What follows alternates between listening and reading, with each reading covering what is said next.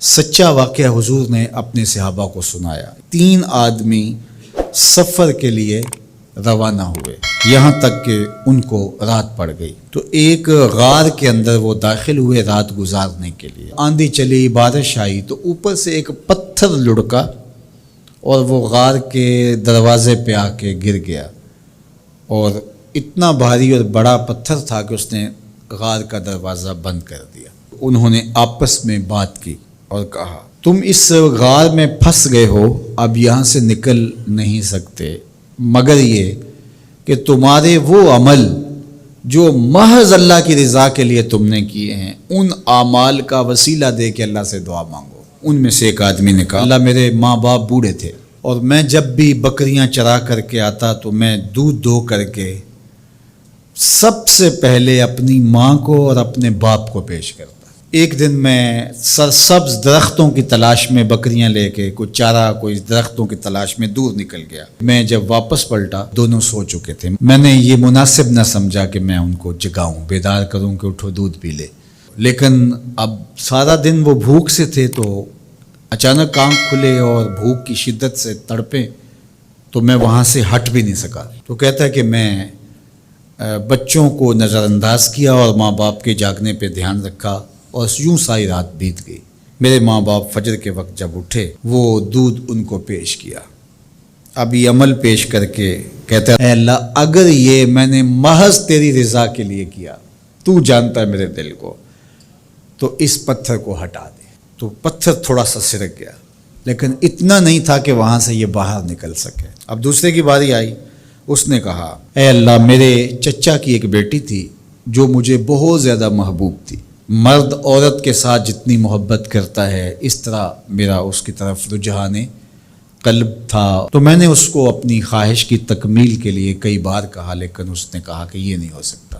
اور پھر ایک دن حالات نے اس کو مجبور کر دیا، فاقہ زدہ حالات ہو گئے، غربت آ گئی، تو اس نے مجھ سے اپنی حاجت طلب کی تو میں نے اس کو 120 دینار دیے، لیکن اس شرط پہ کہ تم اپنا جسم میرے سپرد کرو گی۔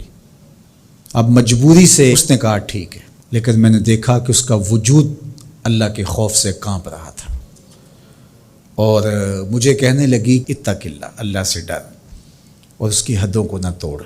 میری خواہشات تو پگلی تھیں، آرزوئیں تو بےتاب تھیں اور میں اس کی قیمت بھی ادا کر چکا تھا، لیکن اس کا یہ جملہ کہ اللہ سے ڈر، تو میں نے تیرے سے ڈر کے اس کو چھوڑ دیا اور جو اس کو میں نے 120 دینار دیے تھے وہ بھی اس کے پاس رہنے دیے۔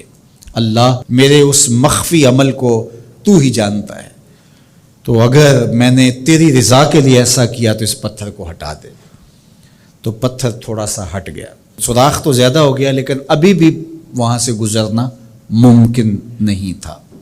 اب تیسرے نے کہا، اے اللہ میں مزدوروں سے کام لے رہا تھا اور ان کی مزدوری میں نے دے دی، ایک مزدور بتائے بغیر چلا گیا، تو میں نے کیا کیا کہ اس کے مزدوری کے پیسے کاروبار میں لگا دیے، کاروبار میں برکت ہوئی اور بہت زیادہ وہ کاروبار جو اس کی مزدوری سے شروع کیا گیا تھا پھیل گیا۔ تھوڑی سی مزدوری تھی لیکن کاروبار بہت پھیل گیا۔ اب میں اس کے اندر کچھ ایک آنا ٹگا نہیں لیا۔ ایک عرصے کے بعد وہ شخص آیا، اس نے کہا مجھے میری مزدوری دے۔